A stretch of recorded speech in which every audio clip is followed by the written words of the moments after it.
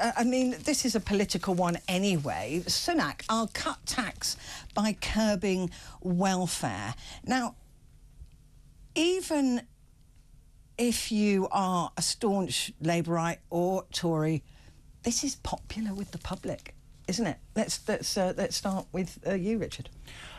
So I think that actually if you talk to people about how they feel about welfare in this country, I admit 10, 15 years ago, people did talk about there being too many people on benefits. I think nowadays people have heard so many stories about, like, you know, disabled people killing themselves after their benefits interviews because they're going to be taken off benefits when they can't work. Hearing about how many people who are on universal credit are in work already and they're just not being paid enough. I think that kind of thing has got through, and actually there isn't so much appetite for cutting welfare. We'll talk about tax later, but you can imagine I've got some strong views on that as well. But the thing is as well, Richard, there is a situation where, of course, the popular press, the red tops, love to out a benefits cheat. Sure, yeah. And unfortunately, and I do phone-ins all the time in my regular show, and a lot of people do say, I'm sick and tired of these people lagging the system, blagging, lying, defrauding. I know my neighbour X plays football whilst claiming Y. I go to work every morning at 6 o'clock in the morning and my neighbour's got a brand new car and they're on benefits. They go on holiday 3 times a year. I can't afford it. And so we do see these stories and they do happen. So there is a sense of social injustice with the benefit system as it stands at the moment. Well, look, I think there's 2 things I'd say to that. Firstly, you look at the number of people who are long-term on unemployment benefits of one sort or another. It's actually really small. There's always a good chunk of people who are on those benefits, but it's constantly changing who it is. The number of people who are long-term doing that is quite small. Most people are doing that for a couple of months when they're in between jobs, and that is then reflected in the polling, right? Because actually this is not a priority for people. You look at what people want politicians to be dealing with, this is really, really low down the list. Red tops talk about it, Sunak talks about it, people are not talking about it on the doorstep.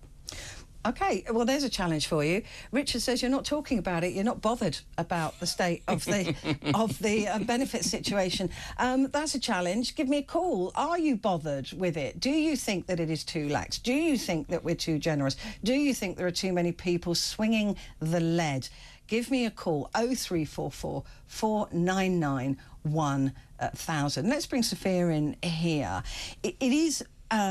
like we were just saying there, it seems to be popular. You know, when I do phone-ins and things like that, people do call in and say, I'm sick of it. I'm sick of me working, them not working, and they've got a better lifestyle than I've got. I've got to choose how many children I have. They don't have to. They, them and us.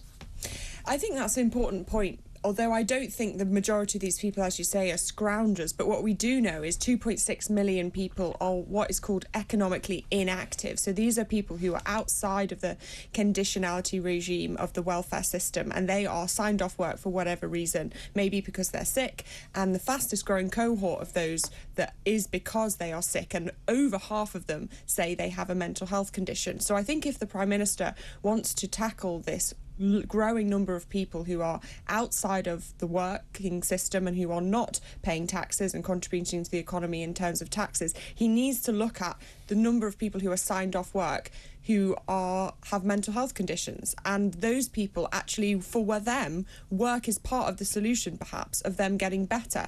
So I do think there feels like maybe this number of unfairness, this feeling of unfairness because of this growing number of people who are ill for whatever reason, and then they're just parked on welfare indefinitely and there's no way of getting them back. But also, let's not be naive. There are liggers. There are people who are ligging from the system. They are perhaps lying about their health condition. You can't judge a mental health condition like you can't judge a bad back. And we know this to be true because these statistics are, after COVID, it seems that a lot of people got used to being paid for sitting at home and that they prefer to do that now. And so we know that a lot of people went into early retirement because they just thought, I don't want to do this anymore, so I'll go on benefits. There's a lot of people who whilst there are those who need the welfare system, there are those that plainly just choose it.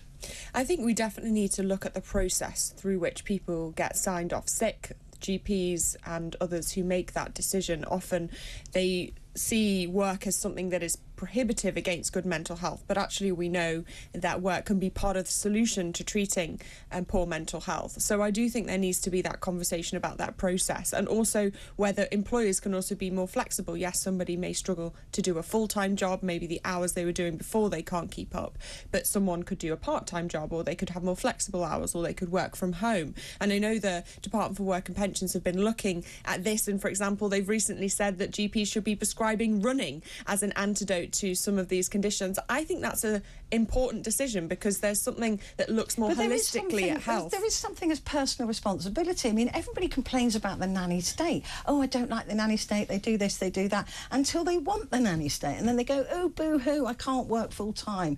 Oh, yes, OK, pay for me to go running. I don't think they'll pay for them to go running. They're just saying, right, I'm not going to put you on a pill. Then, is it? I'm not going to put you on a pill. You need to do park run every week. That 100% does work. People listen to their GPs, and that's exactly the kind of thing that GPs could and should be doing, because traditionally we've just been saying to people, oh, you've got depression, here's some antidepressants. Actually saying to people, we can give you cheap access to a meditation app. This is a free community group to help you go running. That's a really good way, a really cheap way of helping people deal with their own problems. OK, well, we've got the calls coming in. We will address those in just a moment. So what do you think? What do you make of this? Is Sunak right to say, I'll cut tax for people who are working by curbing welfare? If you're on welfare, how does that make you feel? Probably a little bit insecure.